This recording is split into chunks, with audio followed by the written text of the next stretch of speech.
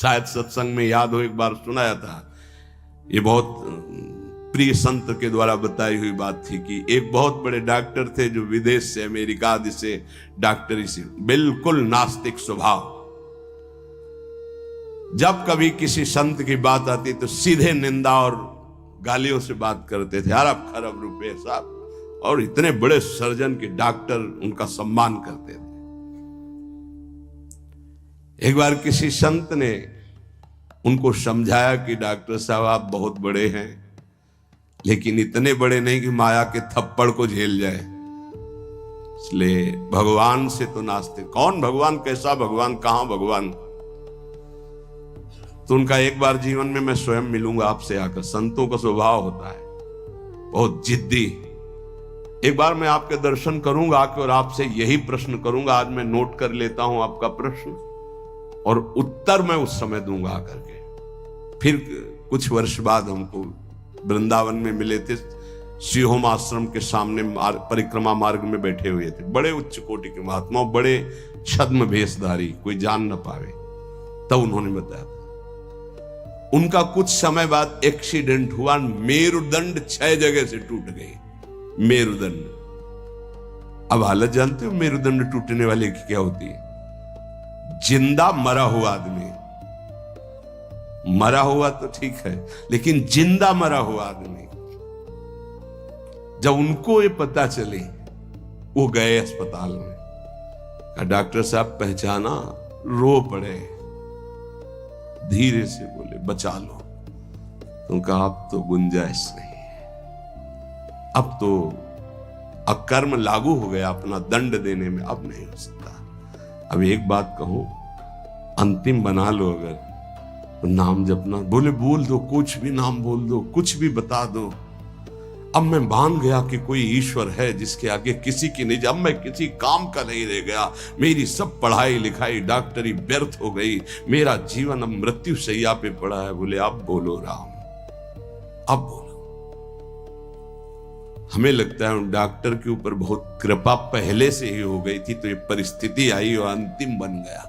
संत के द्वारा भगवान नाम उच्चारण करवाना और आर्त भाव से भगवान को पुकारना, कई ऐसे उदाहरण। इसीलिए हम चीख के कहते हैं कि कोई भी हो, कहीं भी हो, कुछ भी कर लो, जब तक भगवद आश्रय नहीं लोगे तब तक शांति तुम्हारे अंदर नहीं, विश्राम नहीं। ये चिंता, शोक, भय, मृत्यु तुम्हें दंड देके रहेगी, तुम्हें त्रास देके रहेगी। हम ये नहीं कहते कि भजन करने वालों को रोग नहीं आता, दुख नहीं आता, विपत्ति नहीं आती, लेकिन 100 ग्राम विपत्ति 1 किलो संपत्ति क्या करेगी? 100 ग्राम विपत्ति का दुख हो, 1 किलो संपत्ति का सुख क्या करेगा? कौन सी आनंद संपत्ति? ये तो दुख गणना में ही नहीं है उस सुख के आगे, लेकिन हम तुम्हें इशारे में बता रहे हैं। 100 ग्राम दुख और 900 ग्राम सुख उसके ऊपर लदा रहता है, वो कुछ नहीं कर पाता। भगवद आश्रित के हृदय को तुम नहीं जान पाओगे। तुम भी भगवद आश्रित हो जाओ। सदा स्थातुम कांखे विपिन वर कुंजे च नवयो। ऐसी कृपा कर दो श्री जी कि धाम से जाने योग्य न रह जाए, ऐसी कृपा करो। बड़ी कृपा होती है। जैसे कोई जंगली जानवर होता है ना, और उसको काबू में जब किया जाता है तो गांव में एक लंगड़ डाला जाता है। अब वो उतने ही कदम चल पाएगा जितने में उसको चारा मिले, बस। ऐसे ही श्री जी जब कृपा करती है तो किसी असाध्य रोग का लंगड़ डाल देती है। बस जियो चुपचाप, कैसे? राधा राधा राधा, और आ जाओ हमारे पास। ये बड़ा सौभाग्य होता है, बड़ा सौभाग्य। अभी नौजवान एक परसों के आए थे, यहां कैंसर था। खैर मैंने आपको गुरु मान लिया, अब राधा राधा राधा, अब एक श्वास भी नहीं राधा नाम से अलग जाएगी। बस मुझे कोई आशीर्वाद नहीं, बना रहे, बस राधा राधा छूटे न। कितनी कृपा हो गई। कोई अपने जीवन की जब निराशा की स्थिति को देखता है तब आशा उसकी बनती भगवत प्राप्ति की। अब तो गया भाई, अब तो राधा राधा। हम तो कहते प्रणाम है भगवान की इस विधान को प्रणाम है उस दुख, उस रोग को जिसने निश्चय करा दिया कि अब तो राधा राधा राधा। बड़े भाग्य की बात है ये, यद्यपि बर्दाश्त नहीं होगा भाग्य सबको। सदा स्थातुम, वृंदावन से न जा पाऊं, आपका आश्रय न छूटे, आपका नाम न छूटे, ऐसी परिस्थिति दे दो। ये बहुत मंगलकारी परिस्थिति है।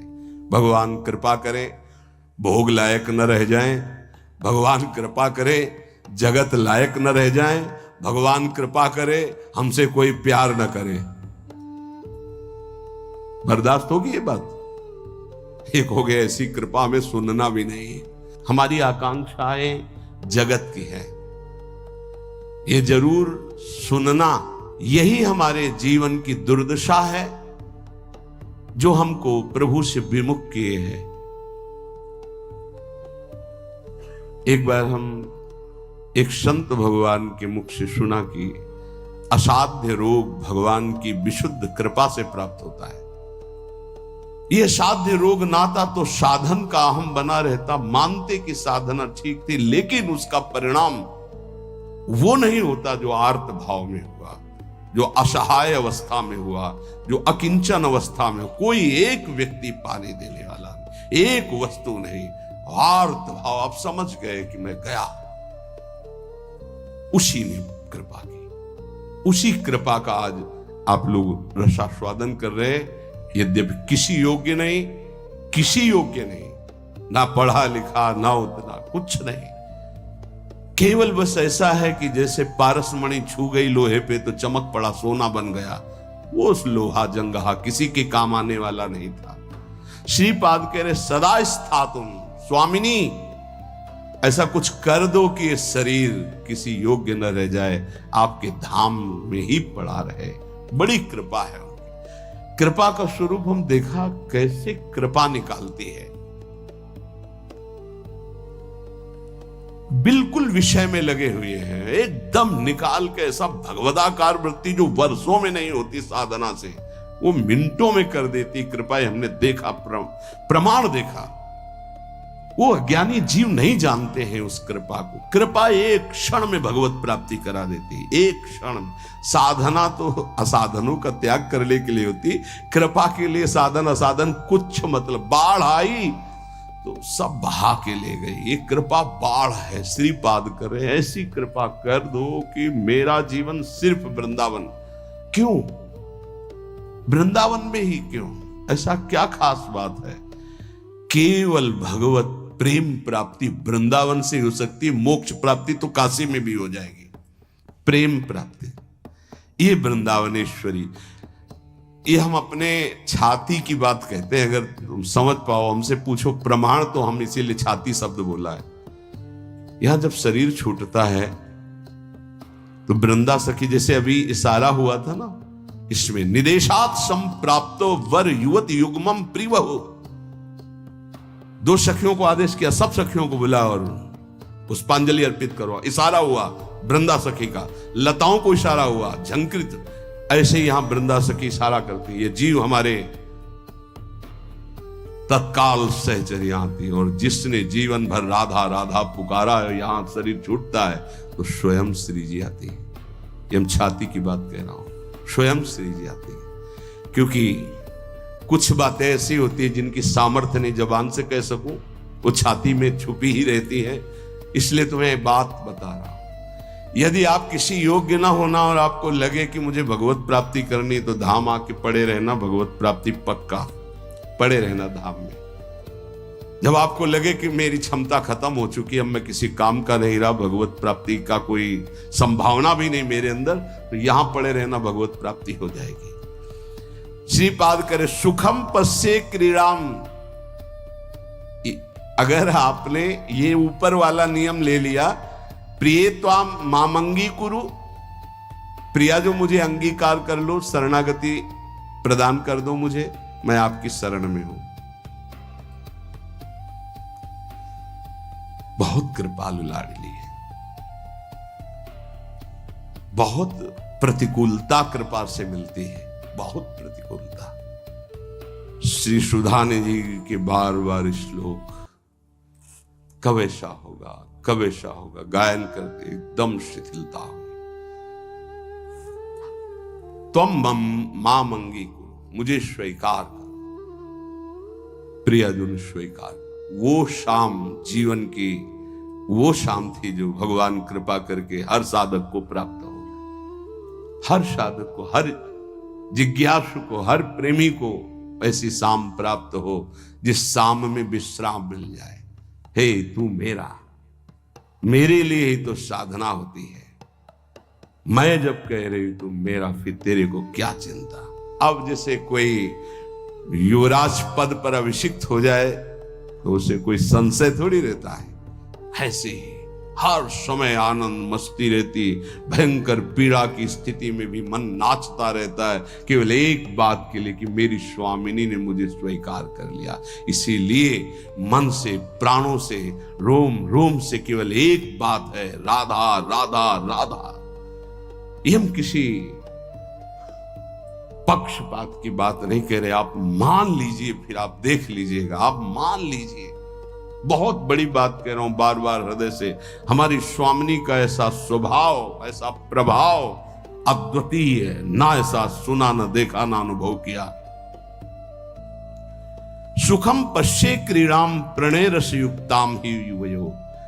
मैं सुख पूर्वक इस वृंदावन की भूमि में पड़ा पड़ा प्रेम दृष्टि से अपने युगल सरकार की लीला को देखता रहूंगा। गुरु कृपा ही केवलम, गुरुदेव की कृपा से ही ये निष्ठा प्राप्त होती है कि वृंदावन वृंदावन, प्राण वृंदावन, जीवन वृंदावन, सर्वस्व वृंदावन। एक दिन बैठे बैठे हृदय से स्फुरित हुआ था, जो एक दो बार गाया है।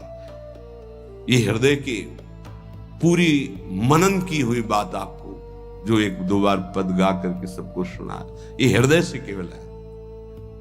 राधा नाम है जीवन हमारा,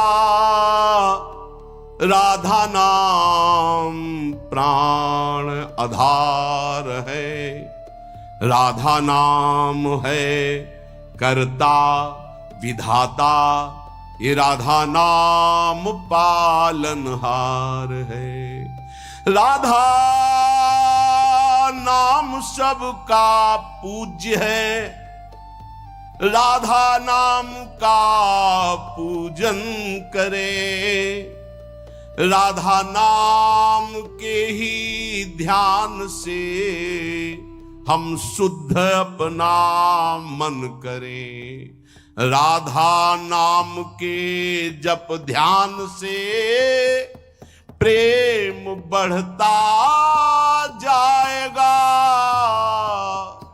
राधा नाम ही हमें प्रेम में निकुंज तक पहुंचाएगा।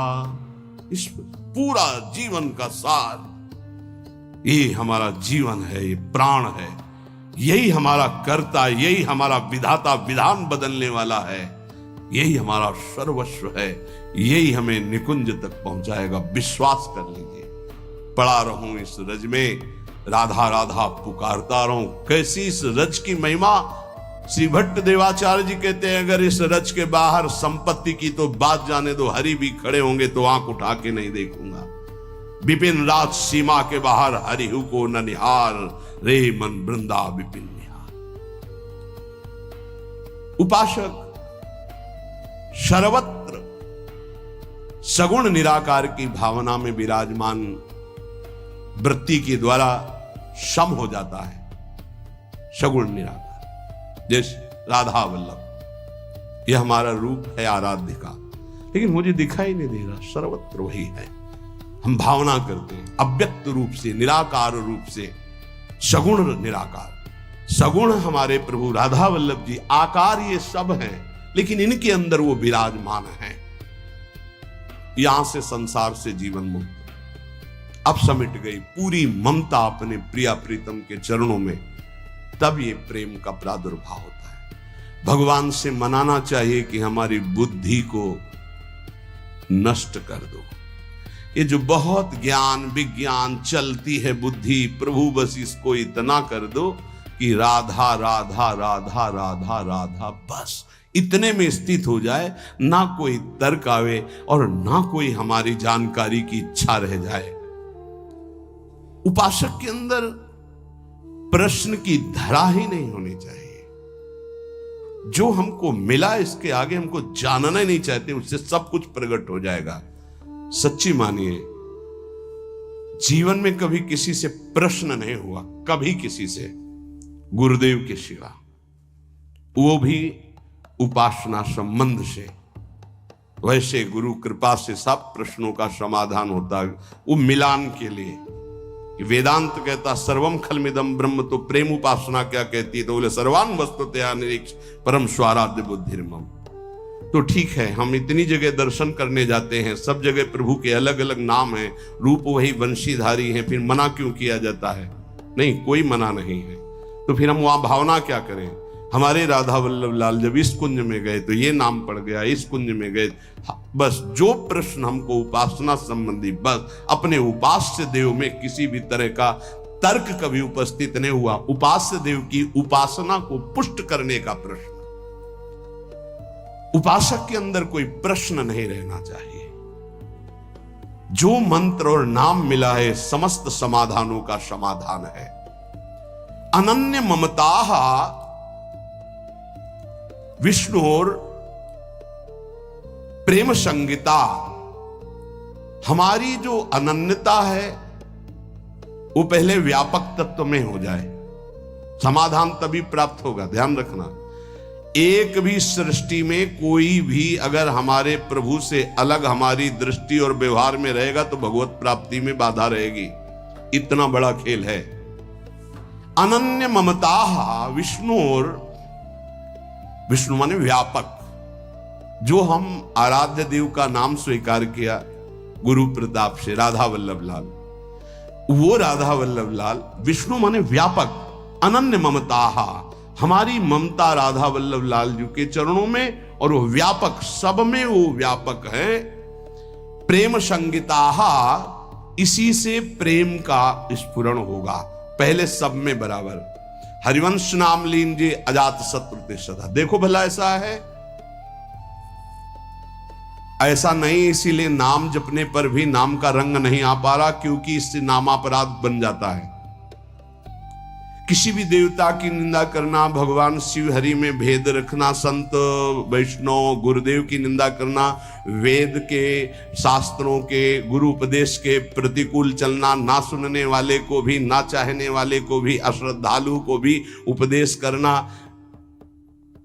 कई ऐसे नाम अपराध है। नाम को अर्थवाद मानना कि अरे ये तो केवल रोचकता बढ़ाने के लिए कहते हैं, ऐसा नाम का फल नहीं है। इन सब बातों से नाम जपने पर अरुचि हो जाती है, और नाम जपने पर भी नाम का फल प्रकाशित नहीं होता। अगर हम इसी जन्म में बहुत जल्दी लाभ प्राप्त करना चाहते हैं तो किसी से भी न राग न द्वेष। अनन्य ममता विष्णुर, जो व्यापक तत्व है। दो प्रकार की उपासना करनी ही होती है हर उपासक को। एक होती है सीमा के अंतर्गत और एक होती असीम। ये दोनों उपासना की पद्धतियां स्वीकार करनी पड़ेगी। सीमा के अंतर्गत सिर्फ राधा वल्लभ लाल, असीम सर्वत्र राधा वल्लभ लाल। यो वृंदावन सीमनी कश्चन घनाश्चर्य किशोरी मणेश, ये सीमा के अंतर्गत। असीम सर्वान वस्तुतया निरीक्ष। दोनों पद्धतियां स्वीकार करनी ही पड़ती है। पहली पद्धति में समता और दूसरी पद्धति में ममता। समता करके विस्मृत, ममता करके आसक्त, ये प्रेम संगत, प्रेम का प्रादुर्भाव। समझ पा रहे? अगर एक भी वस्तु व्यक्ति स्थान से कहीं भी नफरत है, द्वेष है, शत्रुता है, तो जब तक उसको नहीं मिटाओगे भगवत प्राप्त नहीं हो पाओगे। कहीं भी द्वेष नहीं था, केवल रंगनाथ जी के मंदिर के जो सेठ जी थे उनसे जरा सा द्वेष पूर्व का था लाला बाबू को, तो श्री कृष्णदास जी ने उनको विरक्त वेश नहीं दिया। और जिस दिन वो उनके सामने भिक्षावृत्ति के लिए खड़े हो गए और द्वेष खत्म हुआ, हृदय से लगाए और गए, तो रास्ते में मिल गए कि लाला बाबू आज तुम्हें हम विरक्त वेश देंगे। अर्थात हमारे गुरुदेव, हमारे इष्ट तभी प्रसन्न होते पूरी सृष्टि में किसी एक से भी वैर न रह जाए। अनन्य ममता विष्णुर ममता प्रेम संगिता भक्ति रित्युच्यते भीष्म प्रह्लादोद्धव नारदई। श्री भक्ति के आचार्य देवर्षि नारद जी, भगवान श्री कृष्ण के परम मित्र, गोपियों के परम भक्त उद्धव जी, प्रह्लाद जी भक्तों में सर्वश्रेष्ठ, महामहिम श्री भीष्म जी, इन बड़े बड़े महापुरुषों का मत है कि इसी भक्ति से प्रेम का प्रादुर्भाव होता है। क्या? सब में विष्णुर व्यापक प्रभु हमारे, व्यवहार आपका ऐसा सम, और ममता अनन्य भाव से जो गुरुदेव प्रदत्त आराध्य देव का रूप है उसके सिवा नहीं। पूर्ण अनन्यता, पूर्ण समता, अभी आनंद आ जाए। ये जब उतरे हो अखाड़े पे तो चोट की क्या परवाह, दांव मारो, विजयी भव, क्योंकि श्री जी हमारे संग है। नागरी दासी जन्म जितायो, बलिहारी बलिहारी। शालोक्य सारिष्ट सामीप्य सारूप्यैकत्व मप्युतो दीयमानम न गृह्णन्ति बिना मत सेवनम जनाहा।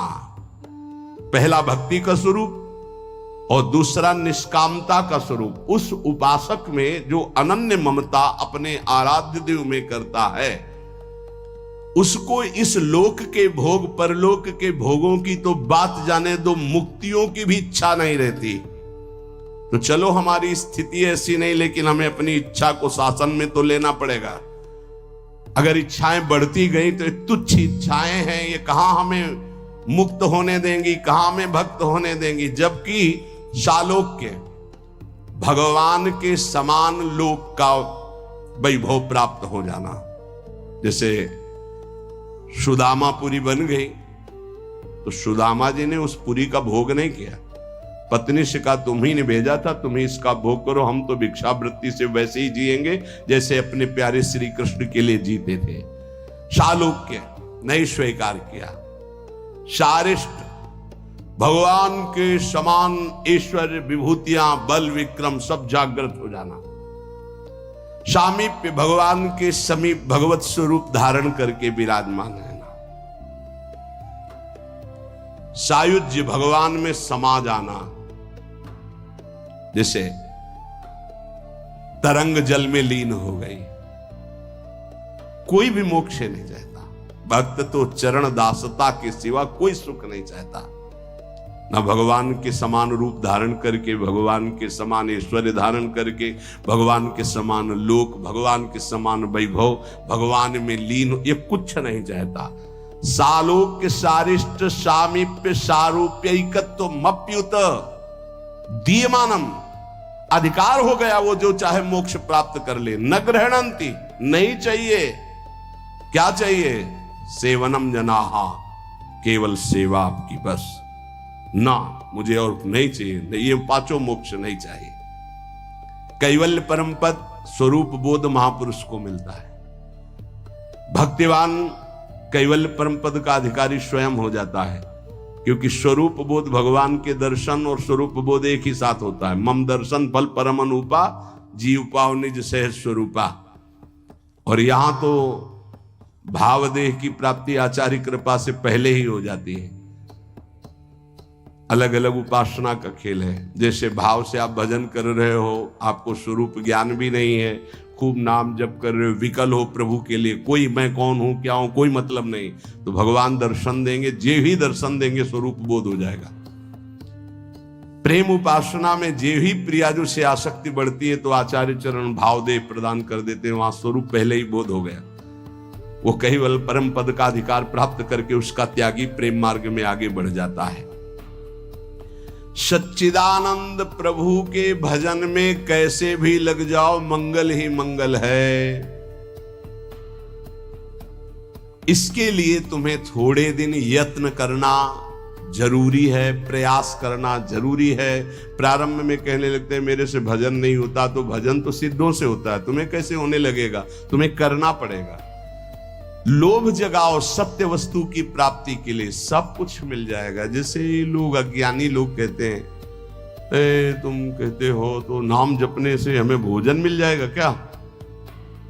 तुम चिंता मत करो। तुम्हें अगर विश्वास हो तो जो हम तुम्हें नाम दे रहे हैं राधा राधा, ये अखिल पति भगवान को अधीन कर लेता है। यार भोजन में गिर गए तुम कि भोजन पता नहीं मिलेगा कि नहीं मिलेगा। और हमने ये कभी नहीं कहा कि आप ऐसे हाथ पे हाथ धर करके राधा राधा बोलो। हमने कहा अपने कर्तव्य का पालन करते हुए करो, कर्म करो, पुरुष कायर नहीं बनो, जबान से राधा राधा बोलो और अपने कर्तव्य का पालन करो, सब ठीक हो जाएगा।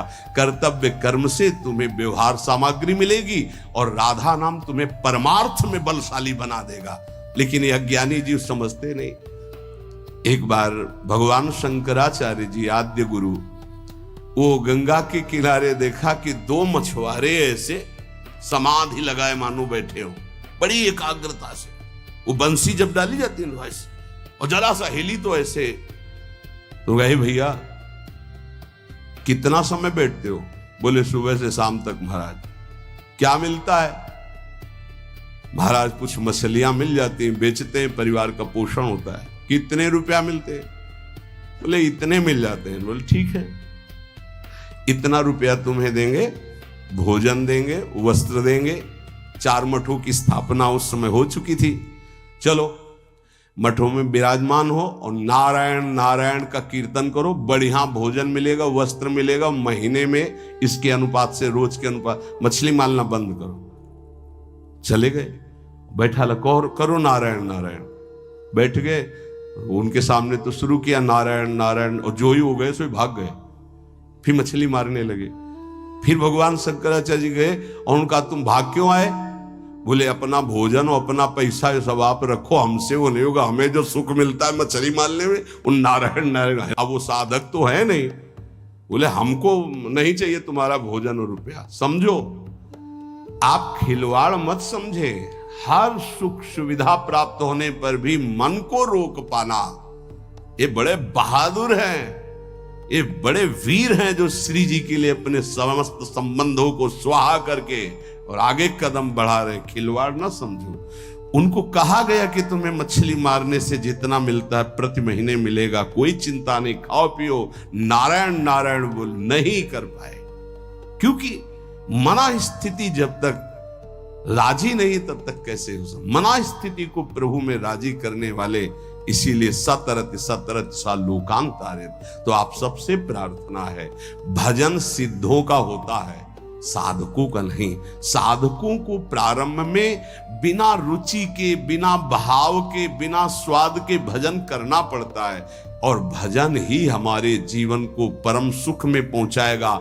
आत्यंतिक दुख की निवृत्ति, जहां लेस मात्र भी दुख नहीं प्यारे, वहां पहुंचने की बात कही जा रही है। इसलिए आप बात मान जाओ, क्योंकि ये ऐसी कोई वस्तु नहीं कि हम खरीद के आपको खवा दें, ऐसी कोई बात नहीं जो हम आपको दिखा दें। बस वाणी से कह के असमर्थ होकर के बस कहते हैं कि आप मान लो बात। राधा राधा राधा राधा, जो आपको कर्तव्य मिला है उसे पूजा मानो और नाम जप करो, निहाल हो जाओगे, मस्त हो जाओगे।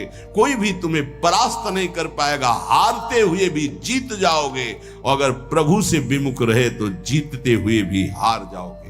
ये बात ध्यान रखना जीवन की। नाम है तो सब कुछ है, नाम छूटा तो कुछ नहीं। इतनी बात लिख लो। ये हम केवल कोरी भावुकता में नहीं कहते, किसी पक्षपात में नहीं कहते, शास्त्र प्रमाणित जीवन का सार आपको बात कहते हैं। राधा राधा राधा।